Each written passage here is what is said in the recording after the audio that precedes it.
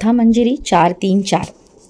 जानकीबाई मुंबईहून खास फकीरबाबांना भेटण्यासाठीच आली होती. फितुरांना धडा शिकवण्याचे कार्य करताना आपल्याला गुप्तता पाळणे व संयम राखणे अत्यंत आवश्यक आहे.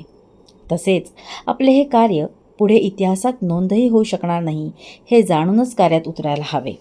जेव्हा केव्हा स्वातंत्र्य मिळेल तेव्हा आपली नावे देशभक्तांच्या यादीत नसतील ह्याची जाणीव आपल्या गटातील प्रत्येकाला असणे अत्यंत आवश्यक आहे, असेही फकीरबाबांनी जानकीबाईंना सांगितले.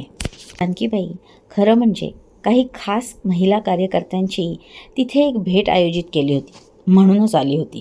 सगळ्यात जास्त क्रांतिकारी उठाव हे मुंबई, पुणे आणि कलकत्ता इथेच होत होते.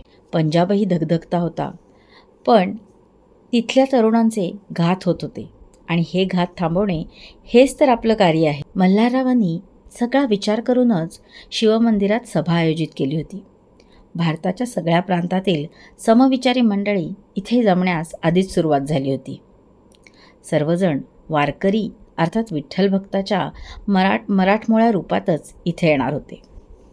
हे शिवमंदिर भुयारी वाटेने अजून एका विठ्ठल मंदिराला जोडले होते आणि विठ्ठल मंदिराचे प्रमुख भजनीबुवा होते ते म्हणजे इस्टेट मॅनेजर गोविंददाजी. खरं म्हणजे गोविंददाजी आणि फकीरबाबा हेच खरे मित्र होते. फकीरबाबांच्या मुखात सतत रामनाम आणि गोविंदाजींच्या मुखात वारकरी पंथाप्रमाणे सतत विठ्ठल नाम होते. रात्री सर्वजण गोविंदाजींच्या कीर्तनासाठी जमा झाले.